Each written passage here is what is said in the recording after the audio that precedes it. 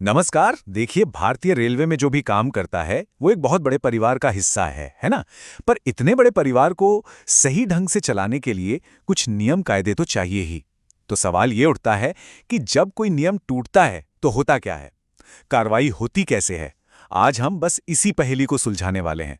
ये जो रेलवे सेवक अनुशासन और अपील नियम 1968 है ना, इन्हें एकदम आसान भाषा में समझेंगे। तो आगे कैसे बढ़ेंगे? सबसे पहले तो हम इस नियम की किताब को ही समझेंगे, फिर बात करेंगे निलंबन और आरोपों की। इसके बाद हम देखेंगे कि छोटे और बड़े दंडों में क्या फर्क है, फिर जांच की पूरी प्रक्रिया को समझेंगे और आखिर में अपील के रास्ते पर भी नजर डालेंगे। तो चलिए शुरू करते हैं। हर कहानी की एक शुरुआत होती है और कुछ मुख्य किरदार भी। तो चलिए, सबसे पहले हम उस रूल बुक को समझते हैं जो इस पूरे खेल के नियम तय करती है, और उन अधिकारियों के बारे में जानते हैं जिनके हाथ में एक्शन लेने की पावर होती है। ये जो नियम हैं ये 1968 से लागू हैं, मतलब 50 साल से भी ज़्यादा हो गए, और इनका मकसद बड़ा सीधा और साफ था। एक ऐसा सिस्टम बनाना जो सबके लिए एक जैसा हो। इससे ये पक्का होता है कि किसी भी कर्मचारी के खिलाफ कोई भी एक्शन मनमाने ढंग से न लिया जाए, बल्कि एक तय और निष्पक्ष प्रक्रिया के हिसाब से ही हो। अब मिलते हैं पहले किरदार से, नियुक्ति प्राधिकारी या अपॉइंटिंग अथॉरिटी। आसान भाषा में कहें तो ये वो अधिकारी हैं जिन्होंने किसी कर्मचारी को नौकरी पर रखा था। इनकी भूमिका बहुत अहम इसलिए है क्योंकि जो नौकरी दे सकता है वही तो सबसे गंभीर मामलों में नौकरी से हटाने जैसा बड़ा फैसला भी ले सकता है। और दूसरे हैं अनुशासनात्मक प्राधिकारी यानी डिसिप्लिनरी अथॉरिटी। अगर अपॉइंटिंग अथॉरिटी शुरुआत और अंत के फैसले लेते हैं तो ये वो अधिकारी हैं जो पूरी प्रक्रिया को आगे बढ़ाते हैं। असल में कार्रवाई का जो पहिया है वो यही घुमाते हैं। तो जब किसी गड़बड़ी का शक होता है तो सबसे पहला कदम क्या होता है? अक्सर ये होता है निलंबन। ये शब्द सुनते ही थोड़ी चिंता तो होती है, लेकिन इसका असली मतलब क्या है? चलिए समझते हैं कि ये जांच की पहली घंटी कैसे बजाता है। अच्छा, एक बात जो सबसे पहले समझनी है, निलंबन या सस्पेंशन ये कोई सज़ा नहीं है, बिल्कुल नहीं। ये बस एक तरह की कह सकते हैं अस्थायी रोक है। मतलब जब तक जांच चल रही है, कर्मचारी को उसकी ड्यूटी से थोड़ा अलग कर दिया जाता है। इसे ऐसे समझिए कि ये प्रोसेस का एक पॉज बटन है, स्टॉप बटन नहीं। तो सवाल ये है कि किसी को सस्पेंड क्यों किया जा सकता है?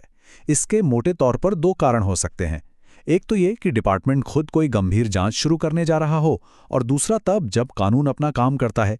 जैसे कि अगर किसी कर्मचारी को पुलिस हिरासत में ले ले तो निलंबन अपने आप ही हो जाता है। और ये 48 घंटे का आंकड़ा याद रखना बहुत ज़रूरी है। अगर कोई कर्मचारी किसी भी वजह से 48 घंटे से ज़्यादा पुलिस कस्टडी में रहता है तो उसे उसी पल से डीम्ड सस्पेंड यानी निलंबित मान लिया जाता है। इसके लिए कोई अलग से ऑर्डर निकालने की भी जरूरत नहीं पड़ती। तो निलंबन के दौरान जिंदगी चलती कैसे है, ये स्लाइड उसे बहुत अच्छे से बताती है।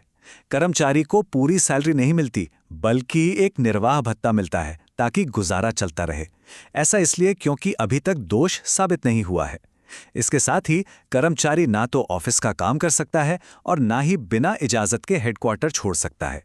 मतलब अधिकार तो सीमित हो जाते हैं, लेकिन जीने के लिए आर्थिक सहारा बना रहता है। अच्छा, जब आरोप तय हो जाते हैं तो प्रक्रिया एक ऐसे चौराहे पर आ जाती है जहां से दो रास्ते निकलते हैं। एक रास्ता छोटी मोटी गलतियों के लिए है और दूसरा रास्ता गंभीर आरोपों के लिए। चलिए इन दोनों रास्तों यानी छोटे और बड़े दंड के बीच का फर्क समझते हैं। पहले बात करते हैं छोटे दंडों की। ये कुछ ऐसे हैं जैसे हाथ पर एक हल्की सी चपत, लेकिन रिकॉर्ड में हमेशा के लिए दर्ज हो जाती है। इसमें निंदा यानी सेंसर शामिल है, जो एक तरह की ऑफिशियल वार्निंग है, या फिर कुछ वक्त के लिए प्रमोशन रोक दिया जाता है। कभी कभी अगर किसी की गलती से रेलवे को कोई पैसों का नुकसान हुआ हो तो उसकी वसूली भी इसी के तहत की जाती है। ये करियर पर असर तो डालते हैं पर उसे खत्म नहीं करते। और अब आते हैं बड़े दंडों पर। ये वो सजाएं हैं जो किसी के करियर को हमेशा के लिए बदल सकती हैं। इसमें जबरदस्ती रिटायर करने से लेकर नौकरी से हटाने तक की सजा शामिल है। और सबसे गंभीर है बर्खास्त या डिसमिसल, जिसका मतलब है कि वो कर्मचारी भविष्य में किसी भी सरकारी नौकरी के लायक नहीं रहता। ये एक तरह से करियर पर फुल स्टॉप लगा देता है। और ये टेबल देखिए, ये बहुत साफ साफ दिखाता है कि हर दंड का करियर की सीढ़ी पर क्या असर होता है। जैसे अगर किसी को सिर्फ निंदा मिली है तो भी उसका प्रमोशन हो सकता है, लेकिन अगर इंक्रीमेंट रोक दिया गया है तो जब तक सजा चल रही है प्रमोशन का दरवाजा बंद रहेगा। हर दंड की अपनी एक कीमत चुकानी पड़ती है। तो हमने दंड तो देख लिए, लेकिन ये दिए कैसे जाते हैं? अब हम जरा पर्दे के पीछे झांकते हैं और उस पूरी प्रक्रिया को समझते हैं जो ये पक्का करती है कि हर कर्मचारी को अपनी बात रखने का पूरा पूरा मौका मिले। छोटे दंडों की जो प्रक्रिया है वो ज्यादातर कागजों पर ही हो जाती है। कर्मचारी को एक चार्ज मेमो दिया जाता है और उसे अपना जवाब देने के लिए 10 दिन का वक्त मिलता है। इसके बाद अधिकारी एक स्पीकिंग ऑर्डर जारी करते हैं, मतलब एक ऐसा फैसला जिसमें सजा देने की वजह साफ साफ लिखी होती है। लेकिन बड़े दंडों के लिए प्रक्रिया कहीं ज्यादा गहरी और डिटेल्ड है। ये एक मिनी कोर्टरूम जैसा माहौल होता है। एक जांच अधिकारी नियुक्त किया जाता है, गवाह बुलाए जाते हैं, उनसे सवाल जवाब होता है, जिरह होती है। इस पूरी मेहनत का सिर्फ एक ही मकसद है, सच्चाई की तह तक पहुंचना और ये सुनिश्चित करना कि फैसला पूरी तरह से निष्पक्ष हो। एक और दिलचस्प बात यह है कि पूरी प्रक्रिया कितनी स्टैंडर्डाइज्ड है। हर कदम के लिए एक खास स्टैंडर्ड फॉर्म यानी SF बना हुआ है। सस्पेंशन के लिए SF1, बड़े आरोपों के लिए SF5। ऐसा इसलिए किया जाता है ताकि पूरे देश में रेलवे के हर कोने में प्रक्रिया एक जैसी रहे और किसी भी तरह की गड़बड़ी या कंफ्यूजन की कोई गुंजाइश ही न बचे। तो ठीक है, फैसला सुना दिया गया, पर क्या यहीं पर कहानी खत्म हो जाती है? क्या कर्मचारी के पास कोई और दरवाजा है जिसे वो खटखटा सकता है? जी हां, बिल्कुल है, और यही आखिरी रास्ता है, अपील का। फैसला आना अंत नहीं है, बल्कि ये प्रक्रिया के आखिरी चैप्टर की शुरुआत है, और इस चैप्टर का नाम है अपील, यानी अपने मामले को एक ऊंचे अधिकारी के सामने दोबारा रखने का मौका। अगर किसी कर्मचारी को लगता है कि उसके साथ जो फैसला हुआ है वो सही नहीं है, तो वो अपील कर सकता है। ये अपील उससे ऊंचे अधिकारी के पास जाती है। लेकिन यहाँ एक बहुत दिलचस्प मोड़ है। अपीलीय अधिकारी सजा को कम कर सकता है, खत्म कर सकता है, लेकिन अगर उसे लगा कि सजा कम दी गई है तो वो उससे बढ़ा भी सकता है।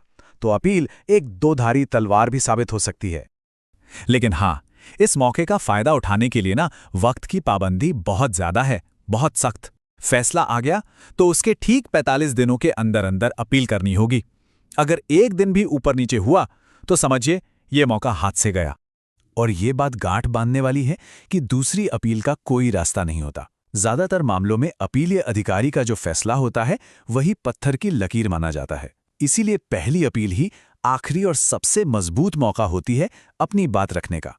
तो ये पूरी प्रक्रिया हमें एक बहुत बड़े सवाल पर लाकर छोड़ देती है। जब नियम इतने साफ और तयशुदा हैं तो असली निष्पक्षता कहाँ बसती है? क्या ये सिर्फ नियमों का कड़ाई से पालन करने में है, या फिर उन अधिकारियों के विवेक और फैसले में जो इन नियमों को लागू करते हैं? ये एक ऐसा सवाल है जो किसी भी प्रक्रिया और उसमें शामिल इंसानी फैसले के बीच के संतुलन पर हमें सोचने के लिए मजबूर करता है।